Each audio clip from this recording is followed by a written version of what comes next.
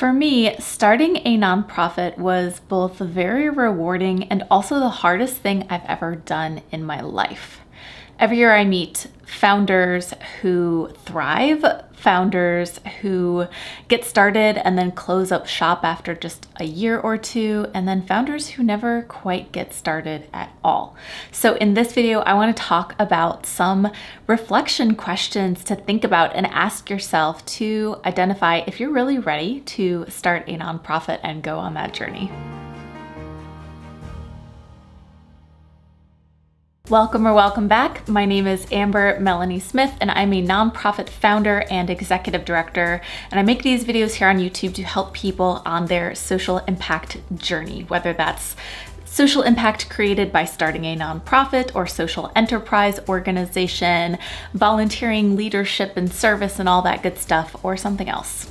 As always, don't forget to give this video a like and subscribe to my channel to let YouTube know that it needs to share this content with more folks who want to make a difference in the world.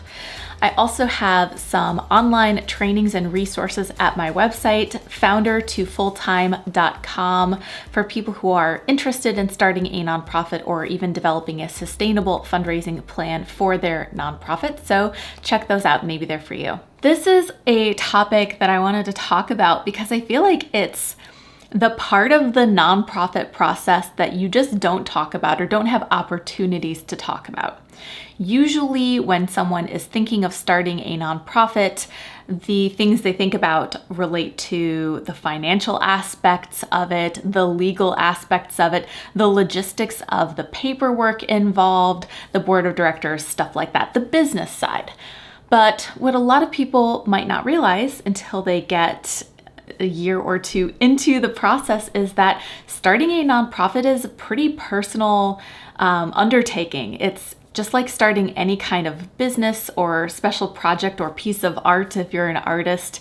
It's something you pour a lot of yourself into, but the structure of nonprofits and how they are designed to work might surprise people who are not already familiar with this world.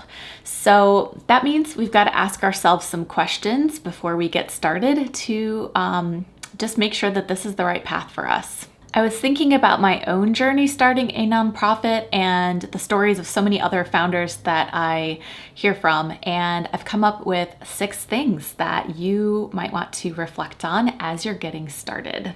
So let's jump into those. All right, here are the 6 things that you need to be emotionally prepared for if you start a nonprofit. And thing number 1 is you've got to be ready, prepared for the long haul. You've got to have patience. Here's why. Starting a nonprofit takes a long time. Getting a nonprofit up and running to the point where it can make a true deep impact in the community can take time. And we know this because it takes a lot of resources, and building up those resources, unless you're miraculously starting with a large sum of money in the very beginning, which is pretty rare, it's going to take time to build up an audience and build up those donors and build up those resources. I know for someone like me, I'm very impatient and I'm very frustrated when I see problems in the community and I see that they're not being solved with a greater amount of urgency. So this was a hard lesson for me to learn. But I have seen that over the many years of my own work with my nonprofit, that the impact grows once you lay that foundation. So if you can have the patience to get past those first couple of years of paperwork and legal stuff and building up an audience and building up a donor base and finding what your ideal revenue streams are depending on your nonprofit model, then once you get past those things and have laid the strong foundation and created solid infrastructure for your organization, things will start to go and scale a little bit more quickly. But you have to go into it preparing yourself mentally and emotionally for that long haul. So that's thing number 1 that you've got to emotionally prepare yourself for. Thing number 2 is you have to be emotionally prepared for rejection. And I would say this is true of any venture, any business, or I mentioned art before, anything that you're putting yourself out there for, you are likely to face some kind of rejection at some level. And it's the same when you're starting a nonprofit organization. You will be rejected many, if not most times, for funding opportunities, for people to help you and donate their services. And you know what? That's okay, because you don't need necessarily everyone to say yes all the time. You just need a couple of those true believers to say yes and get you started. And once you get 1 or 2 donors or volunteers or supporters on board, then they can bring in their social networks, and then other people start to see who is involved. And your organization builds up something called social proof, which is the idea that when people see that lots of other people are involved in a cause, it makes them more likely to want to participate too, because there must be something to it if so many awesome people are involved. But I can tell you, if you struggle with this, just practice. Remember that being told no isn't necessarily personal, and oftentimes a no at that moment is not always a no later. Sometimes the timing isn't just right for someone to make a donation to your cause, but maybe it would be the right timing a year after that.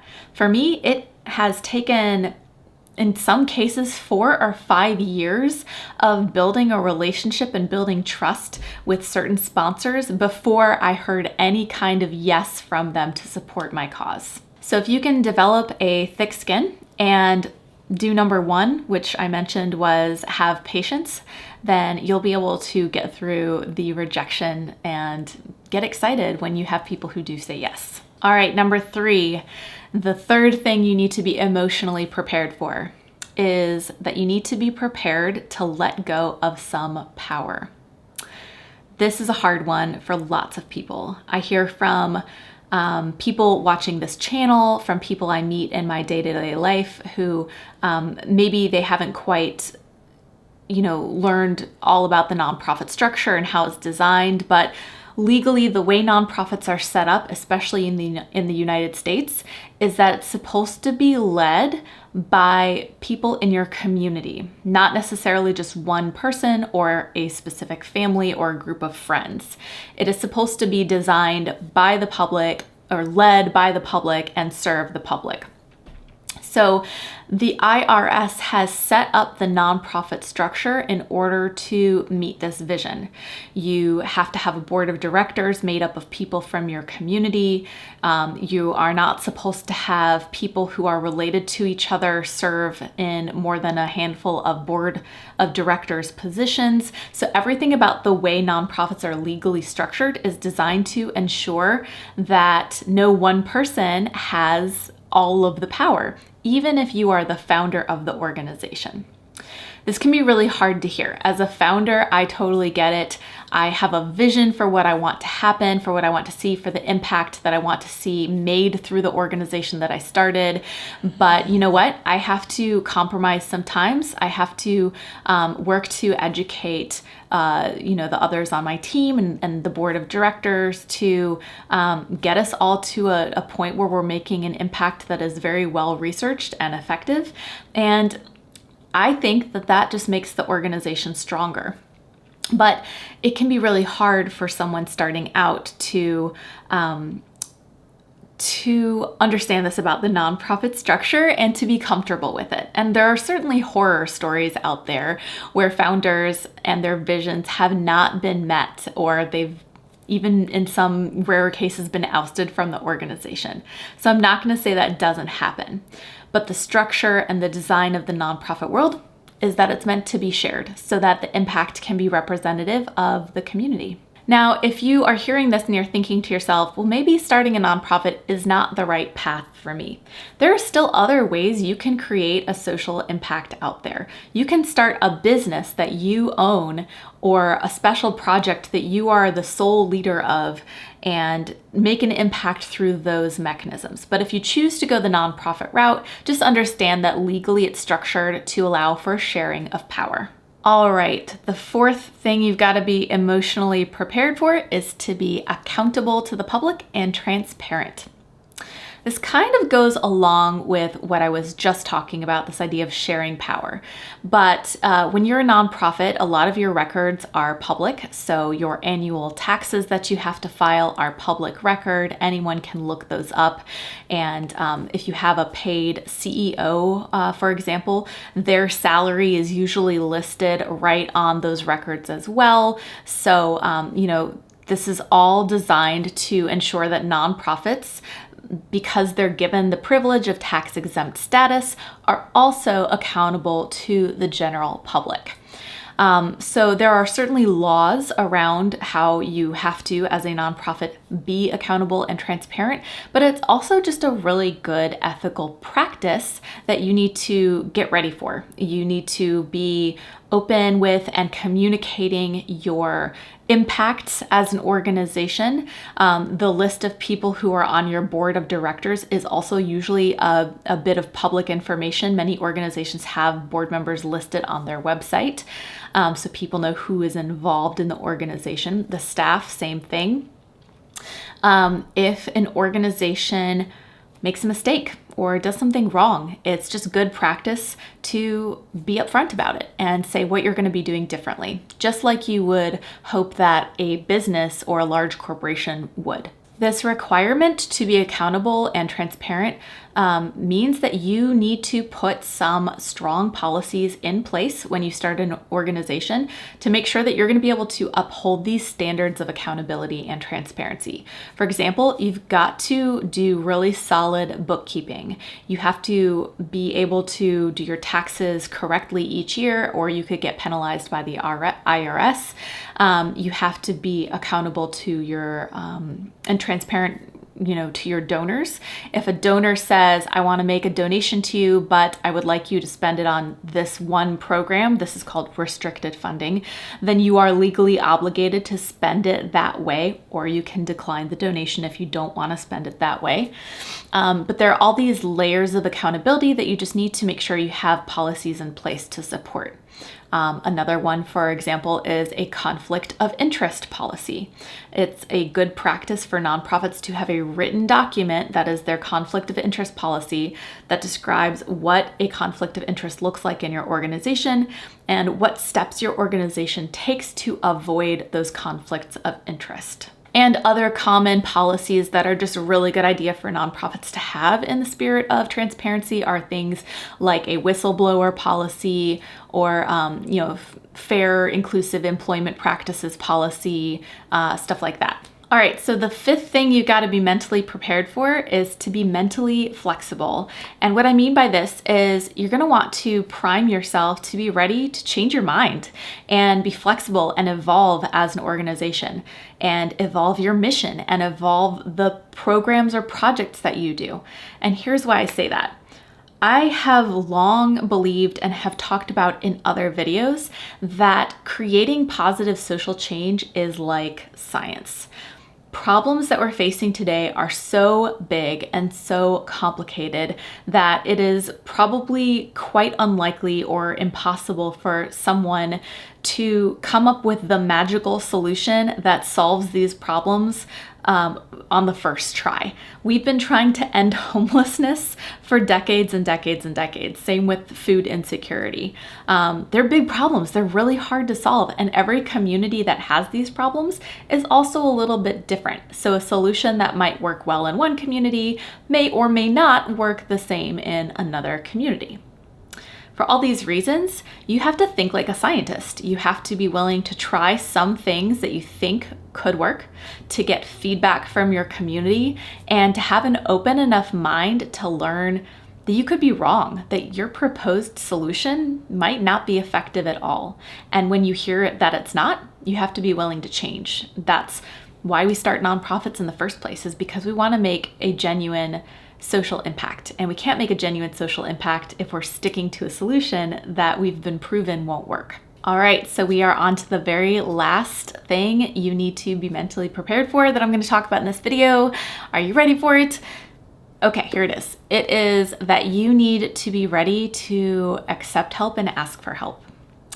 This one was really hard for me, and I've talked about this in some other videos as well, But when you're first starting out and you don't necessarily have all of the volunteers and the money and the board of directors members that you think you need, it can be very, very tempting to just say, well, I'll figure out how to do everything myself and then I'll do it all. I'll build a website, I'll do my own accounting, I'll do this, I'll do that. And that might get you a little ways for some time. But what I learned, and one of my biggest regrets, is not delegating earlier in the process. I wish, thinking back on my experiences with my own organization, I wish I had recognized my top skills and my my worst problems, my worst lack of skill areas much sooner, and delegated those things out within the first year or two of the organization. If I had done that, I would have probably grown the organization way faster than we ended up growing, because I would be specializing in the things that I'm best at and leaving those other things to the people who are the best at those things. I am not an accountant, for example. I am not a website developer, in another example. So, see if you can find help. It's worth the investment to try to find the people with the right skills who can take those items on so that you can focus on the items that you are best at earlier on in the organization. And in some way, this goes along with the whole get ready to let go of some power thing, because doing everything yourself means you're in control of everything. But it also means you're going to move slower and you're not going to be able to use the best skills that you have to offer your mission. All right, I would love to hear from you at this point. If you have already started an organization, are there other questions that you think aspiring founders should ask themselves before they get started? Or if you are an aspiring founder, share how are you feeling about your journey so far in the comments. As I mentioned before, I have a website, foundertofulltime.com, where I have some online trainings for people interested in learning all the steps to start a nonprofit, as well as how to develop a sustainable fundraising plan for your organization. So go check those out there. I have a newsletter for changemakers and nonprofit leaders where I will send out information about the latest nonprofit trends and even some funding opportunities. So be sure to subscribe to that newsletter using the link that I've left in the description of this video here. One final thing, I have a Facebook group, Change the World or Bust. We've got lots of people from all over the world joining in, having conversations, talking about their own journey. So I hope you can join us there. I hope you found this useful and thought-provoking, and I hope that you'll give it a like and subscribe to this channel for more content like this. I hope to see you next time. Bye.